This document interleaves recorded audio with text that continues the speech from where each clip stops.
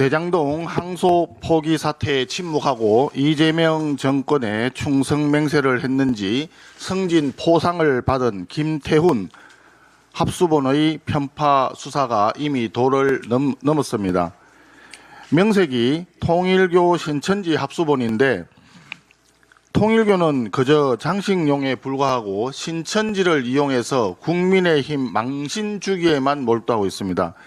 이럴 바에는 차라리 간판에서 통일교를 지워야 하지 않겠습니까?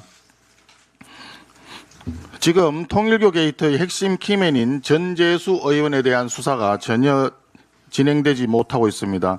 특히 전재수 의원이 금품을 받은 시기조차 특정을 하지 못했고 특정하고자 하는 노력조차 없습니다. 어제 통일교 금품 수수 의혹에 대한 1심 선고가 있었습니다. 재판부는 윤영호 본부장의 진술을 사실로 인정했습니다.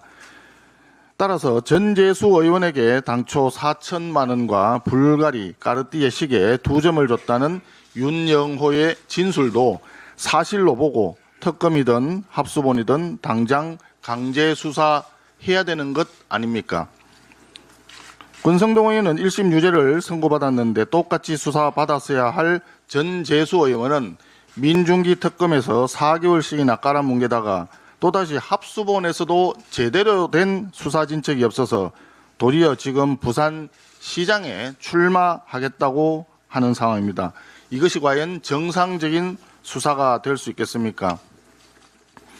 이재명 정권과 민중기 김태훈 합작쇼에 이 땅에 공정은 사라졌습니다. 그렇기 때문에 특검이 반드시 필요합니다. 공천 뇌물 특검도 마찬가지입니다. 어제 우인성 부장판사는 법의 적용에는 권력자든 권력을 잃은 자이든 예외나 차별이 없어야 한다고 얘기했습니다. 지극히 맞는 말씀입니다. 여당이든 야당이든 예외나 차별 없이 공정하게 수사를 받아야 합니다. 노골적인 편파 수사를 한 민중기 특검도 특검을 받아야 합니다. 이를 위해서 쌍특검이 반드시 실시되어야 한다는 점을 다시 한번 강조합니다. 관세 협상 관련 한 말씀 드리겠습니다. 미국이 발표한 자동차 의약품 관세 25% 재인상은 우리 자동차 부품업계와 중소제약사에 치명적인 타격을 주는 중대한 사안입니다. 단순한 외교 문제에서 그치는 것이 아니라 산업과 일자리, 경제가 걸린 중대한 사안입니다.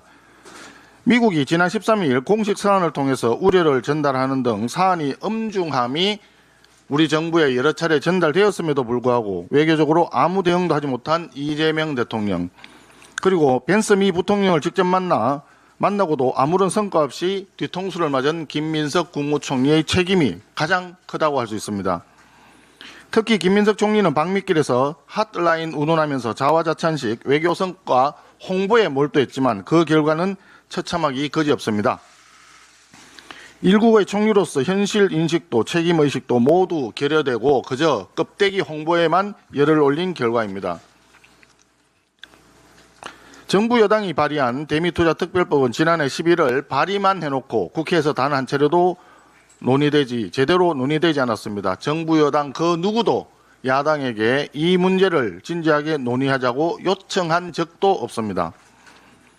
노란봉투법, 검찰 해체법안, 언론 입털막법, 그리고 야당 탄압을 위한 특검법들은 막무가내 속전속결로 밀어붙이던 집권 여당이 정작 국익이 걸린 현안에는 완전히 손을 놓고 있었던 것입니다.